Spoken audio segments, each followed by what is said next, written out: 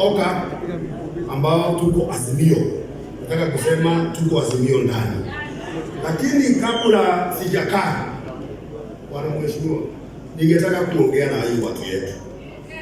Walie? Kama joli atiriri. Todo hede mwetu aliururukaga na Moi alitaite tukifika Katibari. Hilo ndio kuliingia twalitagia. Ile aturare na Kibaki tukwamure igi tukimwera kurari. Niko futurahura. Na rĩu ũrimũ ũyũ ithuĩ twĩ naguo tũhana andũ a rũrĩrĩ wakuga atĩ Mheshimiwa Uhuru aikarage mũciĩ-rĩ, tũrenda aikarage mũciĩ kage atĩa? Tũrenda aikarage mũciĩ kage atĩa? Arega gũkorwo na ithuĩ tũhinyĩrĩirio ũguo tũhinyĩrĩirio ũmũthĩ. Ĩtiguo mũthuri Njamba wenda gũkwĩra atĩrĩrĩ, ona mai mege ko ni mahoragia mwaki.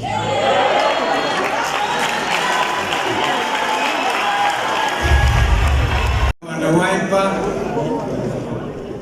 kwa ndugu yetu Rais wa awamu ya 4 wa Jamhuri ya Kenya, ambaye pia ni kiongozi wa Jubilee na ambaye pia ndiye mwenyekiti wa coalition yetu Azimio, ndugu Uhuru Muigai Kenyatta.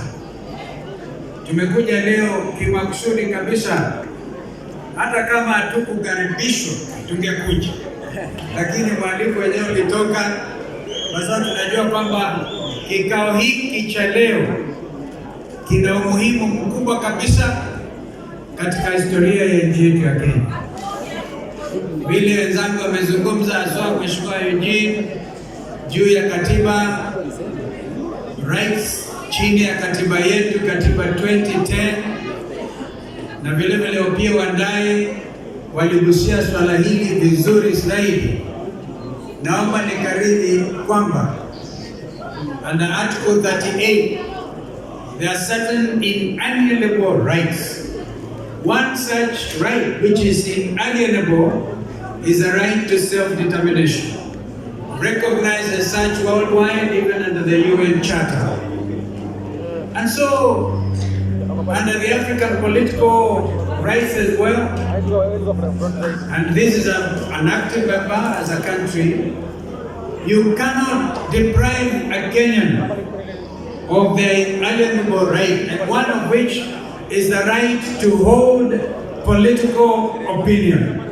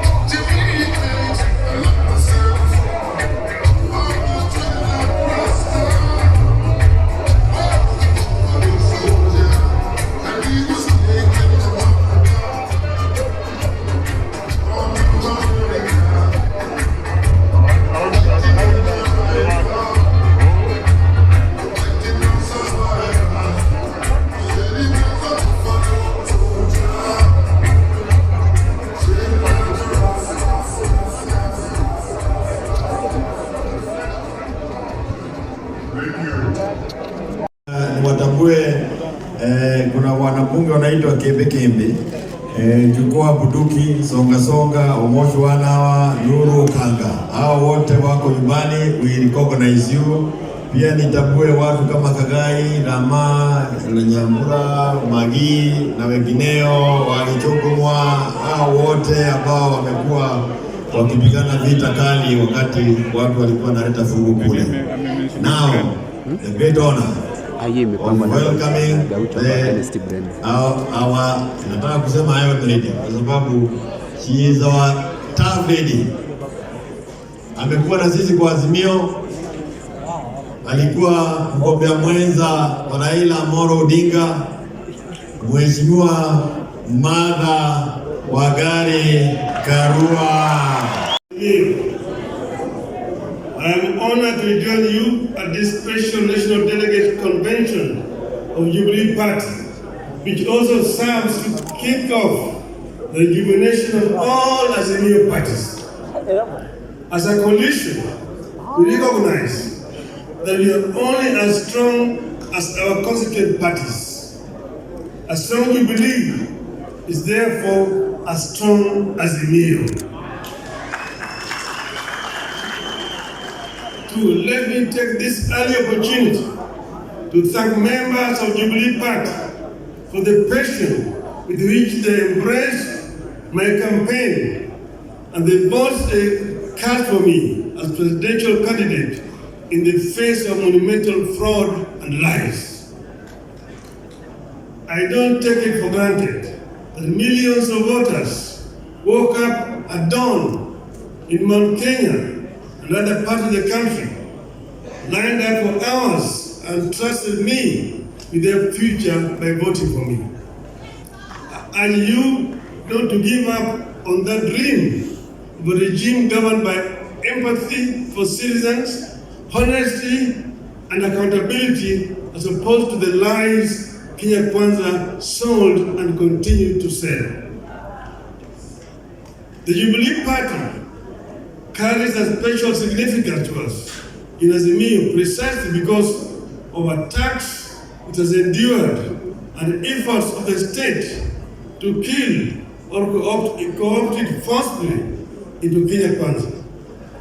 Should Jubilee be subdued, multi-party democracy will be under serious threat in our country. Accountability will be severely compromised. Uncouth banners and barbaric politics will be cemented in huge sections of our land where leaders with such credentials want to hold sway. The end game is for Kenya Kwanza in its scheme against Jubilee is to give itself a supermajority in parliament that will enable it to amend the constitution towards its desired goals, including possible removal of presidential term limits. In this, the regime is working on a well-trodden path. Kenya Kwanza is working on an arrangement similar to that of 1964 that saw Kadu walk across the aisle and John Kanu without his members of parliament having to seek fresh mandate.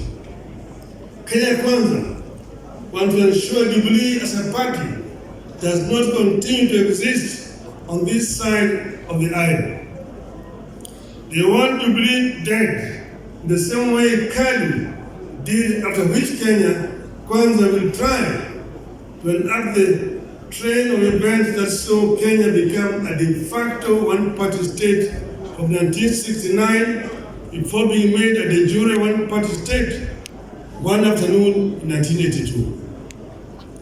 Kenyans need to appreciate that the desire to build alternative forms of political organization is the initial step on the path to a full-blown dictatorship. Next will be a freeze in the people's participation and representation in political affairs of the nation. Next, the rate of participation in critical national activities like voting will diminish. By 1983, as we had entered the peak of years of a single-party dictatorship in Kenya, voter turnout stood at a mere 30%. It is therefore upon us, the parties and those who have this hindsight of history, to ensure that what happened once does not happen twice. While those in government may think they will be insulated should the regime succeed in destroying multi-party systems, history tells us that as soon as the regime in power succeeds in killing opposition, it will turn inwards and kill debate and dissent within its own ranks. governing party will become a tool of the office of the president to manage opposition from within and without. When that happens, only one voice will matter, that of the president. Even those politicians who now think they wield power in the government party will not know where they lost the plot. The people trying to kill or take over Jubilee and hand it over to Kenya Kwanza may not be fully aware of the complex schemes being plotted by their sponsors. They are mere pawns in a game that will eventually consume them. Kenyans will recall that one afternoon in 1982, a few excited members of parliament set and approved the making of Kenya a one-party state. Those excited men and women who voted aye that afternoon in 1982 thought they were punishing other people. A number of them became the very first victims of the snares they thought they were laying for others. Which is why Jubilee's war toward of Kenya Kwanza must be the war of every Kenyan who treasure freedom, the rule of law, and respect for human rights, including the right to associate and to hold and express views freely. I must commend Jubilee Party for remaining strong, focused in the face of sustained state-sponsored onslaught. I am happy that the party recognizes its responsibility to Kenyans to defend and sustain our hard-won multi-party system. More importantly, I commend the Jubilee Party for continuing to fight for lowering of cost of living, electoral justice, inclusivity in appointment in public office, and abolition of excessive taxation of Kenyans. I want to assure you that we will fight this battle together and we will win it together. Failure is not an option. Failure is not an option. As we push for respect for political parties, I want to make a heartfelt call in our country to respect leaders who have served our nation and handed over the baton to others. In the recent months, we have seen very uncouth, very primitive, and unwarranted attacks on the person and property of His Excellency Uhuru Kenyatta and his family, including the founding president, Mr. Jomo Kenyatta. Shame on them. Nothing could be more uncouth than what we have witnessed in this regard, especially when it comes from men and women who call themselves leaders, who expect to be respected when they retire, unless they plan to die in office. I must commend my brother and our fourth president, Uhuru Kenyatta, for the dignity and decorum with which he has borne the insults and abuses for the sake of the stability of the nation, the peaceful coexistence of Kenyans, and the dignity of Kenya's presidency. I personally thank Uhuru for choosing to fly high when they have hit an extreme low. I call for respect to retired leaders, not because Uhuru is with us as me. I said because it is what I believe in, it is what civilized people should do and believe. It is what happened in civilized nations. Kenyans will recall that when NAC took power in 2002 and excited cabinet ministers paid for the blood of the then retired President Daniel Arap Moi, I said no. I said no to the intended frustration of a man who had held various leadership positions right from before independence, ending up as our president for 24 years. As I said when we launched Azimio in Nakuru on 16th of August 2021, we must claim this land for of the spirit of anger and bitterness, revenge and entitlement that the presidency continues to ooze. We must also build electoral systems that are resilient, transparent, accountable, and respect the wishes of the voters as expressed at the ballot. We believe that when leaders and governments lack popular support, as is presently the case, accountability, empathy, democracy, and good governance cannot be expected, and the nation cannot move forward. This is the tragedy that afflicts this country today. It is the reason enough for that well-known primitive voice, in the Kenya Kwanza, to stop losing sleep over an imaginary handshake. Kenya Kwanza is too shady to be embraced.